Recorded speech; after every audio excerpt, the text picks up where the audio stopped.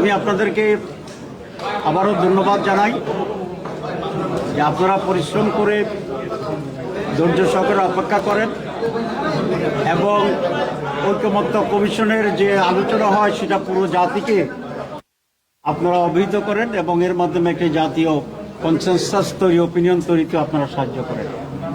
আমি মনে করি এটা একটা অত্যন্ত গুরুত্বপূর্ণ একটি কাজ এবং একটি অত্যন্ত পবিত্র কাজ। আমি সেই জন্য ধন্যবাদ জানাচ্ছি। আজকে কিছুটা সুখবর আছে সকালবেলায়, কারণ প্রত্যেকদিন তো আমরা আধা আধা কথা বলতে পারি, কিন্তু আজকে একটা বিষয়ে আমরা প্রায় ঐকমত্যে পৌঁছেছি। সেটা হচ্ছে আজকে যে কয়েকটি বিষয়ে আলোচনার জন্য রাখা হয়েছে, তারপরে এক নম্বর ছিল ডিলিমিটেশন। আমাদের কনস্টিটিউন্সিগুলোতে সীমানা নির্ধারণের যে আইনটি, এটা আমাদের সংবিধানের 119-এ এ ব্যাপারে উল্লেখ করা হয়েছে এবং এখানে ক খ গ গ আর অনেকগুলো সাবসেকশন এখানে আছে।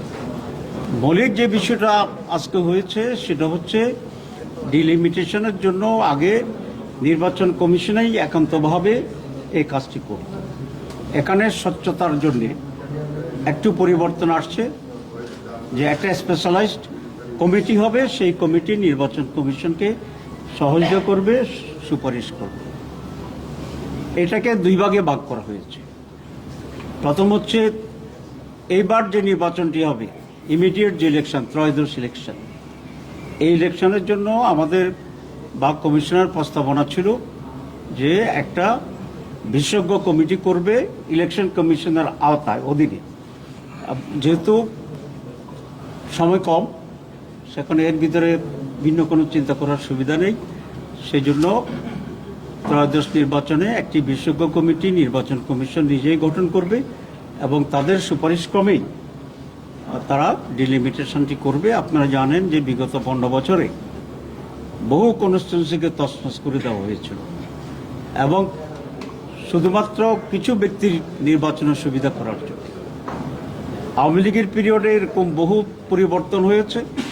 আবার আওয়ামী লীগের পক্ষ থেকেই অনেকে এটার বিরুদ্ধে আপিল করেছিলেন, মানে যে যার সুবিধা মতো করে ফেলেছিল। তো এই জন্য ডিলিমিটেশনের ইস্যুটা এবার স্বচ্ছ, সুস্থ এবং সঠিক হওয়ার জন্য এটা অত্যন্ত জরুরি একটি বিষয়, কারণ এটার মাধ্যমে রেজাল্ট আউট হয়ে ডিফারেন্ট হয়ে যায় নির্বাচনের ভিতরে।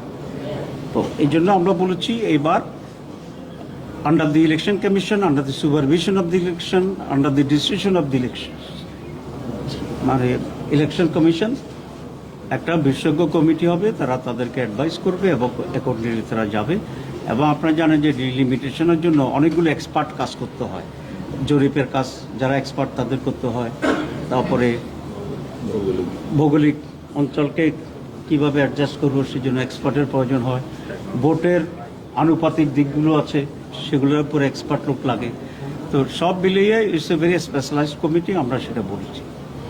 আর স্থায়ীভাবে আমরা আরেকটা বিষয় ঐকমত্য হয়েছি যে সংবিধানে একটা বিশেষজ্ঞ কমিটির ব্যাপারে এটা উল্লেখ থাকবে যে আদমশুমারি যেটা করে আমাদের দেশে আর অলমোস্ট আফটার 10 ইয়ার্স, তো এরকম আদমশুমারির পরেই ডিলিমিটেশনের জন্য একটা বিশেষজ্ঞ কমিটি থাকবে, যেটা একটা সাংবিধানিক কমিটি হিসাবে কাজ করবে, সংবিধানটা অন্তর্ভুক্ত থাকবে এবং এই কমিটি স্বাধীন হবে এবং বিশেষজ্ঞদের দ্বারা এটা গঠিত হবে। বিশেষজ্ঞ কারা কারা থাকবে এই বিষয়ে আমরা আজকে বেশি আলোচনা করিনি, কারণ এই কমিটি, এই হাউসটা হচ্ছে নীতিগত সিদ্ধান্তের বিষয় এখানে আছে।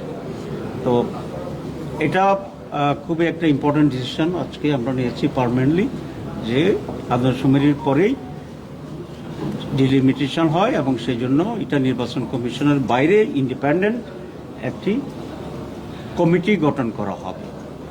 কমিশন প্রস্তাব করেছিল এটার নাম হবে কমিশন, নামের শেষে।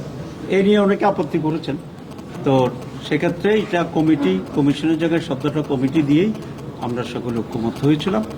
এখানে জামাত ইসলামী বাংলাদেশ কমিশনের যে প্রস্তাব ছিল সাংবিধানিক কমিটি এবং কমিশন, এটাতে আমরা একমত ছিলাম, কিন্তু বিএনপির পক্ষ থেকে এটাকে সংবিধানের সংযোজন করার ব্যাপারে তারা দ্বিমত পোষণ করেছিল। তারা একটা আইনের মাধ্যমে এটা করার জন্য বলেছিলেন আন্ডার দ্য ইলেকশন কমিশন।